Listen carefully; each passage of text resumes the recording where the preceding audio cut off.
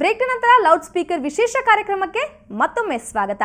ಎಲ್ಲಿ ನೋಡಿದ್ರೂ ಮೂಲಭೂತ ಸಮಸ್ಯೆಗಳು ತಾಂಡವವಾಡ್ತಿವೆ. ಜೀವನವೇ ಸಮಸ್ಯೆ ಅಂದಮೇಲೆ ಜನ ಬದುಕೋದಾದ್ರೂ ಹೇಗೆ? ಬನ್ನಿ ಮೈಸೂರಿನ ಜನ ಏನಂತಾರೆ ಅಂತ ಕೇಳೋಣ. 84 ಇಸ್ವಿಯಿಂದ ಇದುವರೆಗೂ ಒಂದು ನಿರುದ್ಯೋಗಿ ಕೆಲಸ ಕೊಟ್ಟಿಲ್ಲ.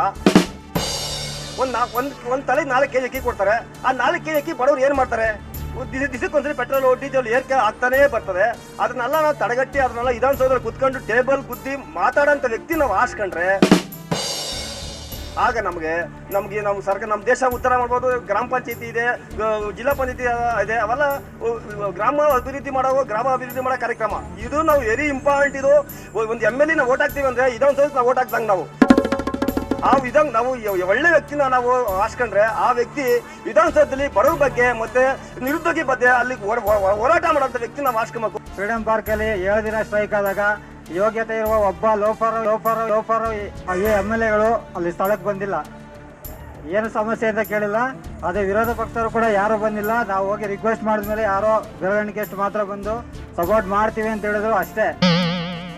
ಇನ್ನು ಮುಂದೆ ಏನು ಮಾಡಿಲ್ಲ. ಜೊತೆಗೆ ಆಪೋಸಿಷನ್ ಪಾರ್ಟಿಯವರು ಮೀಡಿಯಾದಲ್ಲಿ ಮಾತಾಡುವಾಗ ನಮ್ಮ ಸರ್ಕಾರ ಇದೆ, ನಾವು ಎಲ್ಲ ಸಮಸ್ಯೆ ಬಗೆಹರಿಸ್ತಿದ್ವಿ, ಇವರಿದ್ರೆ ಇವ್ರಿಗೆ ಯೋಗ್ಯತೆ ಇಲ್ಲ ಆಗಿದೆ ಅಂತ ಹೇಳ್ತಾರೆ. ಸೇಮ್ ರಿಪೀಟ್ ಆಗುತ್ತೆ. ಇವ್ರು ಬಂದಾಗ ಅವ್ರು ಹೇಳ್ತಾರೆ, ಅವ್ರು ಬಂದಾಗ ಈ ಮಾತು ಇವ್ರು ಹೇಳ್ತಾರೆ. ಹಾಗಾಗಿ ಓಟ್ ಹಾಕುವಾಗ ಜನಗಳು ಕ್ಯಾಂಡಿಡೇಟು ಅದು ಪಕ್ಷ ನೋಡಿ ಓಟ್ ಹಾಕ್ಬಿಡಿ, ಅವರ ಯೋಗ್ಯತೆ ನೋಡಿ ಓಟ್ ಹಾಕಿ. ನಾವು ಯಾವುದೇ ಆಮಿಷಕ್ಕೊಳಗಾಗದೆ ಉತ್ತಮ ಅಭ್ಯರ್ಥಿಯನ್ನು ಹುಡುಕಿ ಅವ್ರಿಗೆ ಓಟ್ ಹಾಕೋದು ನಮ್ಮ ಮೊದಲನೇ ಕರ್ತವ್ಯ. ಯಾವುದೋ ಸೀರೆ ಕೊಡ್ತಾರೆ ಅಂತ, ಹಣಗಳು ಕೊಡ್ತಾರೆ ಅಂತ ಆ ಆಮಿಷಕ್ಕೆ ನಾವು ಬಲಿಯಾಗಬಾರ್ದು. ಒಬ್ಬ ಉತ್ತಮ ಪ್ರಜೆಯಾಗಿ ಒಬ್ಬ ಉತ್ತಮ ಅಭ್ಯರ್ಥಿಗೆ ಓಟ್ ಹಾಕಿದ್ರೆ ಅದೇ ನಮ್ಗೆ ಒಂದು ದೊಡ್ಡ ಕರ್ತವ್ಯ ಪೂರೈಸಿದ ಹಾಗೆ. ಯಾರು ಎಲೆಕ್ಟ್ ಆಗಿದ್ದಾರೆ, ಯಾರು ಮಂತ್ರಿಗಳಾಗಿದ್ದಾರೆ, ಯಾರು CM ಆಗಿದ್ದಾರೆ, ಅವ್ರದನ್ನ ಅವ್ರ ಫ್ಯಾಮಿಲಿನ ಅವ್ರನ್ನ ಡೆವಲಪ್ ಮಾಡ್ಕೊಳ್ಳೋದ್ರಲ್ಲಿ ಅವ್ರು ಇನ್ವಾಲ್ವ್ ಆಗಿದ್ದಾರೆ ಹೊರತು ನಮ್ಮ ಸಾರ್ವಜನಿಕರಾಗಲಿ, ನಮ್ಮ ಸ್ಟೂಡೆಂಟ್ಸ್ಗಾಗಲಿ, ನಮ್ಮ ಯೂತ್ಸ್ಗಾಗಲಿ ಯಾವುದೇ ಒಂದು ಸಪೋರ್ಟ್ ಕೂಡ ಅವ್ರು ಕೊಡ್ತಾ ಇಲ್ಲ.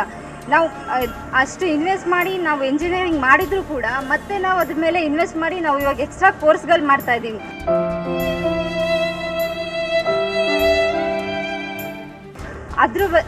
ಅದನ್ನು ಅವಾಯ್ಡ್ ಮಾಡಿ ಅಟ್ಲೀಸ್ಟ್ ನಮ್ಮ ಯೂತ್ಸಿಗೆ ಎಲ್ಲದರಲ್ಲೂ ಎನ್ಕರೇಜ್ ಮಾಡಿ ನಮಗೆ ಒಂದು ಅವಕಾಶನ ಕೊಟ್ಟು ಯೂತ್ಸ್ಗೆ ಒಂದು ಪಾರ್ಟಿಸಿಪೇಟ್ ಮಾಡಲಿಕ್ಕೆ, ಎಲೆಕ್ಷನಲ್ಲಿ ಒಂದು ಪಾರ್ಟಿಸಿಪೇಟ್ ಮಾಡಲಿಕ್ಕೆ ಅವಕಾಶನ ಕೊಟ್ಟು ಒಂದು ನಮ್ಮ ಸಿಸ್ಟಮನ್ನು ಒಂದು ಒಳ್ಳೆ ಲೆವೆಲ್ಗೆ ತಗೊಂಡೋಗೋಕ್ಕೆ ಒಂದು ಚಾನ್ಸ್ ಕೊಡಬೇಕು.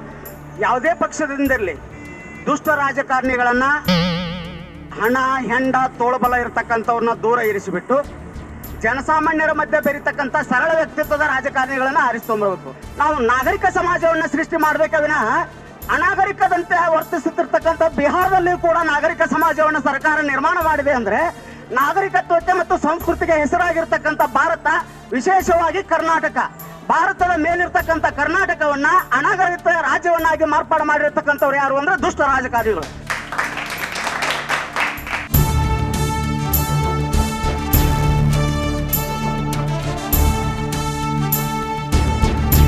ರಾಜಕಾರಣ ಯಾವ ಮಟ್ಟಕ್ಕಾಗಿದೆ ಅಂತ ಅಂದ್ರೆ ಜನರು ತುಂಬಾ ಕಷ್ಟ ಕಾರ್ಪಣ್ಯಗಳಲ್ಲಿ ಒದ್ದಾಡ್ತಾ ಇದ್ದಾರೆ. ರಾಜಕಾರಣಿಗಳು ಅವ್ರದೇ ಆದ ನಿಟ್ಟಿನಲ್ಲಿ ಅವ್ರ ಬೆಳವಣಿಗೆ, ಅವ್ರ ಏಳಿಗೆ, ಅವ್ರ ಶ್ರೇಯಸ್ಸು, ಅವ್ರ ಕುಟುಂಬ ಅವ್ರನ್ನ ಮಾತ್ರ ನೋಡ್ಕೊಳ್ತಾ ಇದ್ದಾರೆ.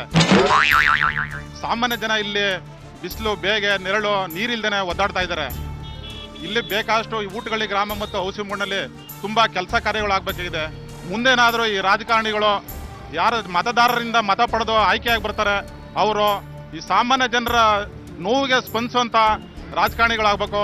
ಅಂಥವ್ರಿಗೆ ದಯವಿಟ್ಟು ಮತದಾರರು, ಮುಖ್ಯವಾಗಿ ಏನಂದ್ರೆ ನಾವು ಮತ ಹಾಕುವಂಥವ್ರು ಮೇಯ್ನಾಗಿ ಯಾರನ್ನ ಒಳ್ಳೆ ವ್ಯಕ್ತಿಗಳನ್ನ ಆಯ್ಕೆ ಮಾಡ್ಕೋತೀವಿ, ಆ ನಿಟ್ಟಿನಲ್ಲಿ ನಮ್ಮಲ್ಲಿ ಕೆಲಸ ಆಗುತ್ತೆ.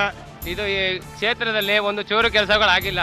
ಒಂದು ಮೋರಿನ ಸುಮಾರು ಕಮ್ಮಿ ಒಂದು 6-7 ತಿಂಗಳಿಂದ ಹೇಳಿ ಸಾಕಾಗ್ತಾ ಇದೆ. ಜಿಲ್ಲಾ ಉಸ್ತುವಾರಿ ಸಚಿವರು ಬಂದರೂ ಸಹ ಯಾರು ಬಂದು ಕೇರೆ ತಗೋತಾ ಇಲ್ಲ. ಇಲ್ಲಿ ಕಬ್ಬು ನೇರ್ತಾ ಇದೆ. ಫಸ್ಟ್ ಈ ಕೆಲಸಗಳಾಗಲಿ, ಫಸ್ಟ್ ಸಾರ್ವಜನಿಕರಿಗೆ ಓಡಾಡೋಕ್ಕೂ ಸಹ ತೊಂದರೆ ಆಯ್ತಾ ಇದೆ. ಇಲ್ಲಿ ಅದನ್ನೆಲ್ಲ ಮಾಡ್ಕೊಡ್ಬೇಕು ಅಂತ ಈ ಮೂಲಕ ನಾನು ಕೇಳ್ಕೊತಾ ಇದ್ದೀನಿ. ಇವತ್ತಿನ ರಾಜಕಾರಣ ಏನಂತಂದ್ರೆ ದುಡ್ಡಿಂದ ಹೊಲ್ಸಿಡ್ದೋಗಿದೆ. ದುಡ್ಡು ಯಾರೇನು ಮಾಡ್ತಾರೆ ಆ ಥರ ರಾಜಕಾರಣ ನಡೆಯೋಕ್ಕೆ ಶುರುವಾಗಿದೆ.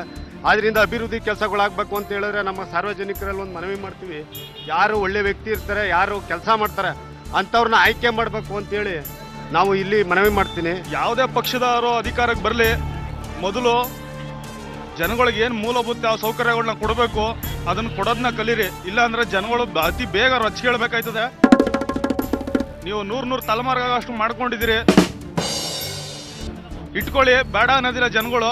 ರೊಚ್ಚಿಗೇಳೋ ಮೊದಲು ಮೂಲಭೂತ ಸೌಕರ್ಯಗಳನ್ನ ಕೊಡೋದನ್ನ ಕಲೀರಿ. ಹಳ್ಳಿಗಳಲ್ಲಿ 24 ಗಂಟೆಯಲ್ಲಿ ಬರೀ 3 ಗಂಟೆ ಟೈಮ್ ಕರೆಂಟ್ ಐತೆ. ಏನು ಮಾಡ್ತಾ ಇದ್ದೀರಾ ನೀವುಗಳು?